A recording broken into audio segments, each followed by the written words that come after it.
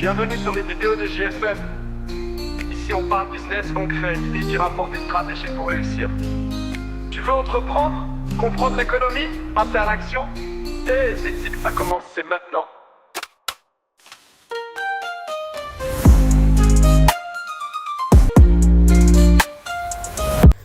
Salut à tous, j'espère que vous allez bien et que tout se passe pour le mieux pour vous. Aujourd'hui, nous allons parler d'un sujet important, un sujet sur le business. La plupart des fois, nous parlerons du business, par moment de la politique, l'économie et autres, mais à 99,9% des fois, nous parlerons du business. Et aujourd'hui, le sujet, c'est l'endroit où ils doivent investir en 2025, en 2026, voire sur la décennie. Voilà, nous allons parler des Dubaï, l'Afrique et l'Europe. L'endroit où nous pensons vraiment être les lieux où ils doivent investir aujourd'hui. Et sans plus tarder, nous allons commencer par le premier lieu, il s'agit de Dubaï.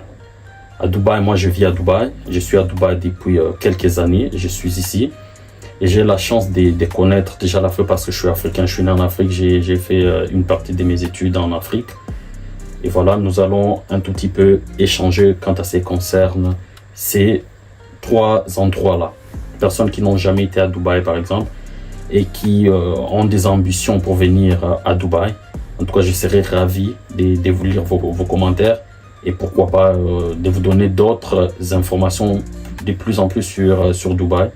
Et vous pourrez aussi dans le commentaire me donner des idées sur des prochaines vidéos. Si vous avez des questions, en tout cas, vous pouvez poser dans le commentaire et je reviendrai en faisant d'autres vidéos quant à ce qui concerne vos questions, c'est-à-dire des vidéos issues de vos questions. Voilà. Nous allons parler de Dubaï. Dubaï, c'est aujourd'hui la plaque tournante des activités Moyen-Orient. Je vais dire même en Asie. Nous avons la Chine, le pays qui fournit le monde entier aujourd'hui. Que ce soit l'Europe, l'Amérique, l'Afrique. En tout cas, c'est la Chine qui fournit le monde entier. Vous avez suivi dernièrement le scandale après la hausse des droits des douanes de Donald Trump. Et bien, qu'est-ce que la Chine avait fait? La Chine avait sorti, avait démasqué, je veux dire, quelques marques de luxe qui font faire leurs produits au niveau de la Chine. Et ces marques-là vont juste dire que bon, voilà, c'est made in France, made in Italie, made in USA, voilà. Et aujourd'hui, tout le monde est décomplexé. Vous allez voir, par exemple, un sac qui se vend à 50 $, en Chine. Le même sac arrivé en France, ils vont mettre juste un cachet dessus et ils vont vous dire le sac en question, c'est à 5000 €. Vous vous rendez compte? Ouais. Donc, c'est la Chine qui fournit le monde entier. Et aujourd'hui, Dubaï a la chance d'être à 5 heures de la Chine. Une fois que vous prenez l'avion de Dubaï jusqu'en Chine, c'est juste 5 heures. Ouais, 5 heures. C'est comme au Congo, quitter Kinshasa pour aller à Bukavu, à Goma, Kindu, Lubumbashi, aller-retour. En tout cas, c'est le même trajet. Lorsque vous quittez Kinshasa, vous allez à Goma et retournez Goma jusqu'à Kinshasa. En tout cas, dans cet espace-là, vous quittez Dubaï, vous arrivez déjà en Chine. Donc, c'est très simple, ça va très vite. Il y a même des bateaux qui quittent Dubaï pour aller en Chine. Ben, ça vous prend juste 8 jours. Dans l'espace de 8 jours, les bateaux sont arrivés. Vous voyez que c'est tellement rapide et c'est vraiment proche. Dubaï aujourd'hui, c'est un endroit où beaucoup de gens viennent pour investir. J'ai des amis français qui ont quitté la France, qui sont venus lancer leur business, leur activité ici à Dubaï, pour la première raison qui est la TVA, la taxe sur la valeur ajoutée. À Dubaï, la TVA est de 5%. Ouais, la TVA est de 5%. Donc là, nous sommes en train d'énumérer les avantages, les inconvénients, je mélange le tout. Ça sera à vous maintenant de vous dire voilà. Et moi, à la fin de la vidéo, bien sûr, je vous donnerai mon avis sur l'endroit où Idoine s'est lancé pour le business actuellement. Je ne sais pas ça sera jusqu'à quand.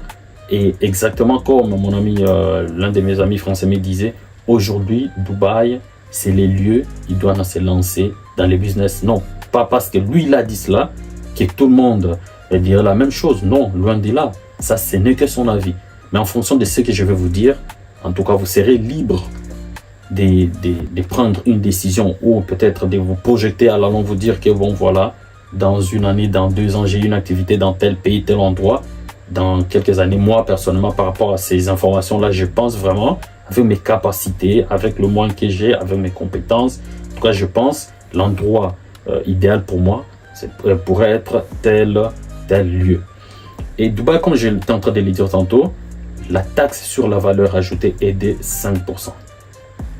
Premièrement, quant à ce qui concerne la sécurité, à Dubaï, il y a ce qu'en économie nous appelons le risque pays faible, c'est-à-dire le taux d'échange. Ça fait plusieurs années que la monnaie est stable. 1 dollar vaut 3,65 dirhams. La monnaie d'ici, on appelle dirham émirati. Dirham.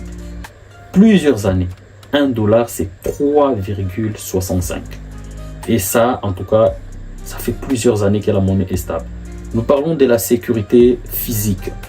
À Dubaï, vous quittez chez vous, vous allez au boulot, vous allez faire vos courses, vous laissez la porte de votre maison ouverte et personne ne va entrer. Personne, je dis bien personne. Voilà, personne.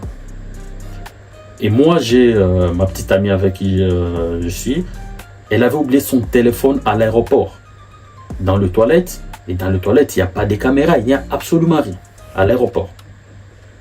Et nous sommes retournés 48 heures après, 2 jours. Elle a trouvé son téléphone à l'endroit où on dépose les histoires perdues de l'aéroport. Donc il y a quelqu'un qui était parti se soulager, avait trouvé un téléphone.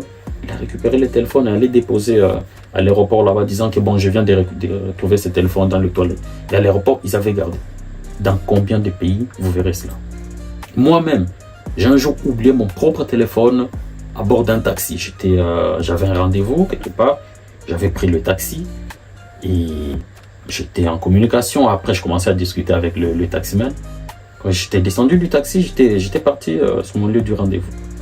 Le taximan était parti, il s'est rendu compte qu'il y a un téléphone à bord de son taxi. Dans son taxi, il avait un téléphone là-bas. Il avait compris que non, c'est le monsieur, que mon dernier client. Il avait récupéré le téléphone, retourné là où il m'avait déposé, arrivé à la réception et dire que non, il y a un monsieur qui vient d'entrer ici. Je l'ai déposé ici il y a quelques minutes. Il a oublié son téléphone à bord du taxi. Moi-même, je m'étais rendu compte, waouh, j'ai oublié mon téléphone. J'étais sorti, essayant de regarder si je pouvais voir le taxi là-bas. Non, le taxi n'était plus. Et après, à la réception, on m'a appelé. On m'a dit non, il y a un taximan qui est venu déposer le téléphone ici. Il a dit que vous l'avez oublié à bord du taxi. Je ne sais pas dans combien de pays vous verrez cela. Et ouais, à Dubaï, oui, c'est possible. Et non seulement ça, même au niveau de l'arrêt des bus, bien sûr, c'est possible. Oui, à Dubaï, ça se passe comme ça. Nous parlons de l'infrastructure. Quant à ce qui concerne l'infrastructure, c'est du lourd. Nous avons le métro ici qui est des top niveaux, des top qualités. Le métro que nous trouvons ici, c'est neuf. Le dernier métro à être construit, c'est le métro que l'on trouve au Qatar. C'était juste avant la Coupe du Monde. Mais avant cela, ce sont les lignes des métros des Émirats Arabes Unis. Et plus particulièrement les métros au niveau de Dubaï. Aujourd'hui, il y a 2 lignes de métro. Il y a la ligne rouge et ainsi que la ligne verte. Et ils ont commencé la construction de la ligne bleue. Et là, je pourrais plus développer dans la prochaine vidéo. En tout cas, les prochaines vidéos que je ferai. Dans une des vidéos, je parlerai de l'investissement à Dubaï dans l'immobilier. C'est à ce moment-là que je développerai le projet 2040 de la ville de Dubaï. Il y a le métro. Et maintenant là, le roi des Émirats Arabes Unis qui est le président, c'est-à-dire le président c'est qui? C'est le président, le roi d'Abu Dhabi qui est le président des Émirats Arabes Unis. Parce qu'Abu Dhabi tout seul est un État, est une ville, parce que le fédéralisme comme aux États-Unis, comme au Nigeria, Abu Dhabi tout seul, c'est 87% de la superficie du pays. Et vu que Abu Dhabi est beaucoup plus riche, vu que Abu Dhabi est beaucoup plus grand, et c'est là où on trouve le roi, c'est à Abu Dhabi, le roi d'Abu Dhabi qui est considéré comme le président. Non seulement il est considéré, mais c'est lui le président du pays. Voilà, il est le plus riche, il est le plus puissant, il a tout. Bon, c'est normal qu'il soit naturellement désigné comme président. Il vient d'inaugurer le train entre Dubaï et Abu Dhabi. Et l'objectif, c'est que ces trains-là puissent relier l'ensemble du pays. Comme il y a la Sheikh Zayed. La Sheikh Zayed, c'est le roi qui avait commencé, le premier roi du pays. Ils avaient immortalisé son nom en donnant le nom de l'autoroute principale du pays, la Sheikh Zayed, la E11. Et cette autoroute-là relie l'ensemble du pays. Vous vous rendez compte? 100% du pays. Vous pouvez quitter Abu Dhabi jusqu'à Al-Khazma. Al-Khaima, je sais pas, j'ai mal prononcé là, excusez-moi pour ça. L'ensemble du pays à bord de votre voiture. Et il n'y a pas d'égratignure dans cette autoroute-là. La route, elle est totalement très bien asphaltée. Et il y a combien de bandes? Il y a 16 bandes. 8 aller, 8 retour. 8, ça fait 16 bandes. L'ensemble du pays, vous vous rendez compte? C'est extraordinaire. C'est juste beau, c'est magnifique. Vous admirez, c'est top. Voilà. Et c'est ça le but aujourd'hui avec le train.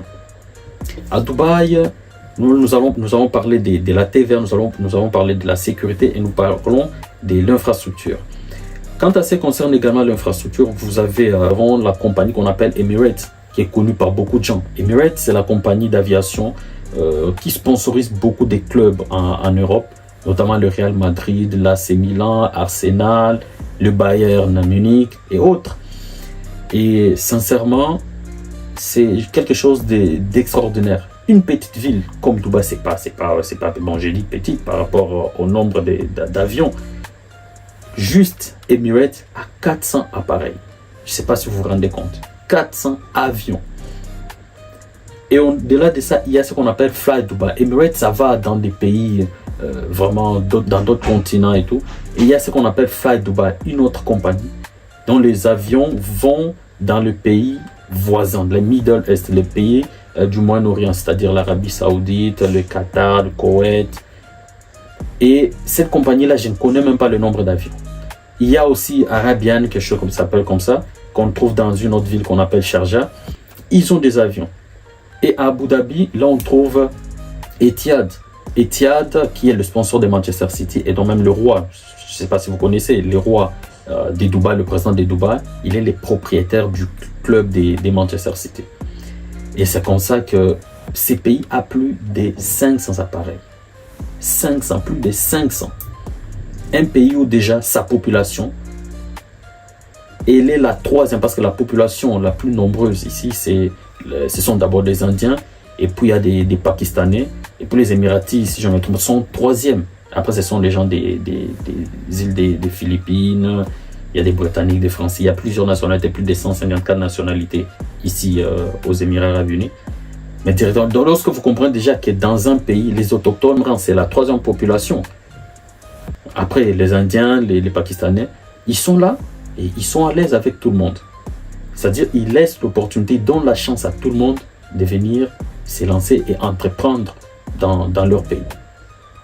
Nous avons parlé de la TVA, nous avons parlé de la sécurité, les risques pays, sur le plan financier, la sécurité physique, la sécurité, voilà, comme je l'ai dit tantôt, dans une maison, vous pouvez sortir, laisser votre appartement, la porte ouverte, vous trouverez tout indemne.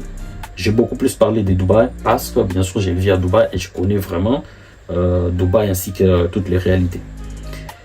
Je vais parler de la France. La France, quant à ce qui concerne la TVA, nous sommes à 20%.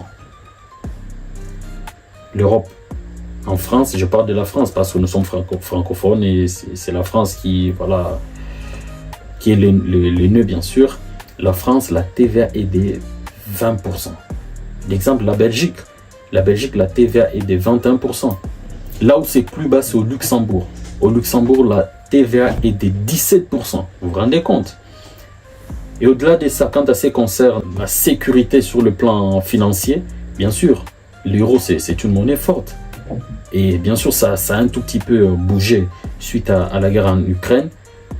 Mais sinon, concernant la monnaie, bien sûr, l'euro est une bonne monnaie. La monnaie, elle est stable par rapport à d'autres monnaies au niveau international. Mais sinon, la monnaie, elle est correcte. L'opportunité d'avoir un prêt à la banque, si on veut bien sûr se lancer dans l'entrepreneuriat, peut-être on n'a pas le capital suffisant pour se lancer dans l'entrepreneuriat et faire vraiment ce que l'on veut. peut, pourquoi pas, prêter l'argent à sa banque. En France, en Europe, c'est faisable, oui, bien sûr. Ça, c'est fait. Lorsque nous allons parler de l'infrastructure, bien sûr, l'infrastructure en Europe, elle est correcte, c'est top. Mais il y a aussi un autre souci. On parle de la procédure maintenant pour se lancer dans l'entrepreneuriat. C'est quelque chose qui peut vous prendre 3 mois, qui peut vous prendre au-delà. Et c'est la même chose lorsque nous allons parler de l'immobilier prochainement. Vous verrez, à Dubaï, pour être propriétaire dans l'espace de 24 heures, 24 heures c'est beaucoup. Dans l'espace de 12 heures, vous devenez propriétaire d'un appartement, d'une maison, d'une villa et tout ce que vous voulez. En France, ben, ça peut aller jusqu'à 6 mois. Vous vous rendez compte? 6 mois. La moitié d'une année. Ouais. Parce que c'est l'administration, il faut passer à gauche, à droite, il faut ceci, il faut cela. Voilà. Et je reviens un tout petit peu sur Dubaï. Il y a une pluie, il y a de cela 2 ans. Il y avait énormément plu. Et on nous avait dit la pluie des 2 ans qui s'était abattue sur Dubaï. Et il y avait les inondations. Et qu'est-ce qui s'était passé? 10 jours après, Dubaï est géré comme une entreprise. Il y a 7 top entreprises à Dubaï. Et ces entreprises-là avaient réuni dans l'espace de ces 10 jours-là 10 milliards de dirhams pour refaire les travaux dans Dubaï. Et c'était quoi la décision? Vous avez dit, on ne reverra plus jamais, jamais, jamais ce qui s'est passé dans notre pays. Ce qui s'est passé dans notre ville, ça ne se reproduira plus jamais. Parce qu'ils construisaient, ils se disaient que bon voilà, il pleut 2 fois, 3 fois là. Donc la pluie là, bon, ils n'avaient pas vraiment pensé en construisant des caniveaux et tout. Mais ils ont refait certains travaux pour faire en sorte que cela ne puisse plus jamais se reproduire. Dans quel pays où cet argent-là peut être réuni très facilement comme ça? 10 milliards de dirhams. C'est énorme, c'est beaucoup, beaucoup, beaucoup d'argent. Mais dans peu de temps, il n'y a pas, non, voilà, il faut que l'Assemblée puisse parler, il faut qu'il y ait ceci, cela, non. Chez eux, la ville, le pays est géré comme une entreprise. C'est la raison pour laquelle tout va très, très, très vite. Voilà, nous avons parlé de la France. Parlons un tout petit peu de l'Afrique maintenant. Je vais plus parler du Congo vu que je suis congolais. L'Afrique, mon pays, par exemple la République démocratique du Congo, la TVA est de 16%. En tant qu'entrepreneur, qu'est-ce qui se passe dans la tête? Premièrement, on va se dire, je vais lancer mon entreprise dans quel pays? C'est quoi les risques pays?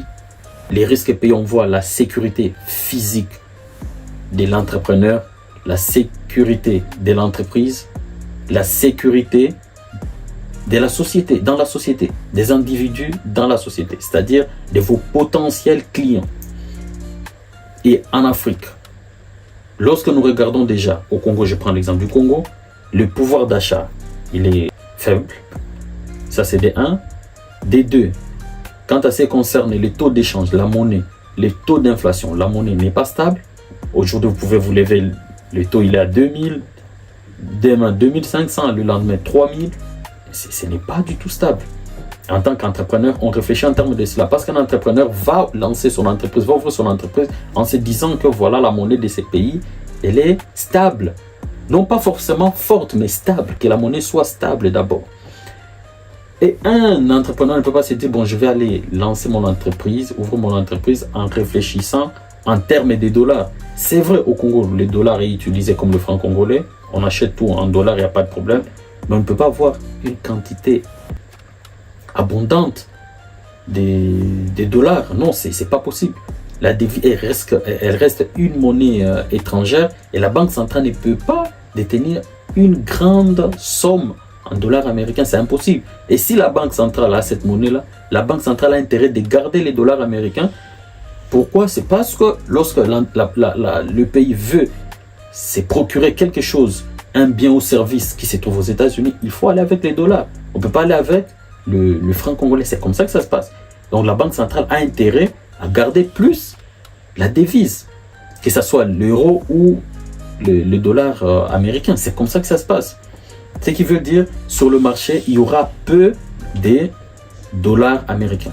Et cela immédiatement aura un effet négatif, c'est un inconvénient directement sur les entrepreneurs. Voilà. Nous allons parler des infrastructures. En Afrique, l'infrastructure, je prends l'exemple de Dubaï. Je connais bien. Pendant la Coupe du Monde, quitter Dubaï pour aller au Qatar, par exemple, suivre le match, le billet d'avion était à $50. Mais vous êtes à Kinshasa, vous voulez vous rendre en province, aller à Goma, aller à Lubumbashi, le billet d'avion est à $350. 350 à l'intérieur du pays. C'est vrai, le Congo est vaste, c'est 2 345 000 km², c'est loin. Mais à l'intérieur de votre pays, le billet d'avion vous paye déjà $350. Vous vous rendez compte? Voilà, vous vous rendez compte? Il y a combien de compagnies d'aviation? C'est une grande question. Les routes, est-ce que les routes sont bonnes? Je suis en train de produire à Kinshasa. Il faut que j'aille livrer à Goma, à Lubumbashi. Comment est-ce que je vais le faire? Par route. Est-ce que les routes sont bonnes? Non, les routes ne sont pas bonnes. Et s'il pleut, c'est le pire. Et comment est-ce que je vais faire pour faire parvenir cette marchandise en province? Donc, par avion. Ok, je vais payer combien le kilo? Et une fois que ça part par avion, cela veut dire que le prix va encore tripler. Et si le prix triple, est-ce que la population des Goma, des Bukavu, des Lubumbashi, des Kananga, je ne sais où, est-ce que cette population-là a le pouvoir d'achat de se procurer encore cette marchandise? Voilà. C'est une question très, très, très importante. Vous allez voir, par exemple, vous voulez vous lancer dans la restauration. Une nourriture que vous vendez, un plat que vous vendez à Dubaï à $20, vous allez payer la taxe à combien? À 5%. Vous vendez à $20, mais la taxe, vous payez 5%. Le même plat, vous allez le vendre à Kinshasa. À combien? Vous allez vendre peut-être à $5, voire $8, mais peut-être $5. Mais la taxe, vous allez payer à combien? Vous allez payer la taxe à 16%. Vous vous rendez compte? En France, c'est vrai, le prix peut être identique avec Dubaï, $20 à Dubaï, $20 en France. Mais en France, vous allez payer combien? Vous allez payer la taxe de 20%. À Dubaï, 5%. En France, 20%. Mais à Kinshasa, 16%. Au prix de combien? Au prix de $5 le plat. Donc, vous comprendrez directement quel est le lieu idoine pour vous-même. Et ça dépend bien sûr du profil de l'entrepreneur. C'est vrai, en Afrique, nous avons une force. La force pour nous, Africains, c'est la jeunesse. Je ne connais pas vraiment cette statistique-là, mais je pense que c'est plus de 70% de la population africaine a moins de 35 ans. Et ça, c'est notre force. Et ce qui peut donner l'espoir en disant que voilà, d'ici quelques décennies, on sera plus fort. Mais si il y a des stratégies idoines pour l'Afrique et réfléchir vraiment à nos politiques, plus réfléchir plus sur le développement de l'Afrique, à ce moment-là, bien sûr, il se peut que l'on puisse vraiment bénéficier de cette richesse qui est la population jeune. Voilà. Donc chacun va comprendre, ça dépend de son capital. Ça, je parlerai prochainement. Je vais faire une vidéo prochainement concernant le capital. Pour se lancer à Dubaï, le minimum, ça dépend bien sûr des secteurs. Les secteurs qui attirent le plus le capital pour se lancer dans chaque secteur. En tout cas, je vais le faire prochainement. Et vous allez vous-même déjà vous dire que bon, voilà, moi je pense avec les opportunités qu'il y a, avec les avantages, mais aussi les inconvénients, je pense personnellement, les lieux idoines pour moi de me lancer dans l'entrepreneuriat, c'est soit aux Émirats Arabes Unis à Dubaï, soit aller en Europe, soit en Afrique. En tout cas, ça, la bague vous revient. Voilà, nous arrivons à la fin de cette vidéo. Je vous suggère juste de liker une fois de plus, de vous abonner massivement afin de nous donner plus de force pour que nous puissions avoir l'énergie de faire d'autres vidéos pour vous et de partager, de commenter, d'aimer la vidéo. Voilà, ça va vraiment aider l'algorithme à recommander la vidéo à d'autres personnes. Voilà, j'espère pour ceux qui connaissent Dubaï, ils se sont retrouvés sur certaines choses. Pour ceux qui ne connaissent pas Dubaï, ils ont maintenant une idée sur Dubaï, sur certaines choses. Voilà, lorsque vous viendrez à Dubaï, vous aurez la chance de palper certaines choses directement. Et voilà, commentez, ça va me donner des idées pour les prochaines vidéos. Prenez bien soin de vous et la paix sur vous.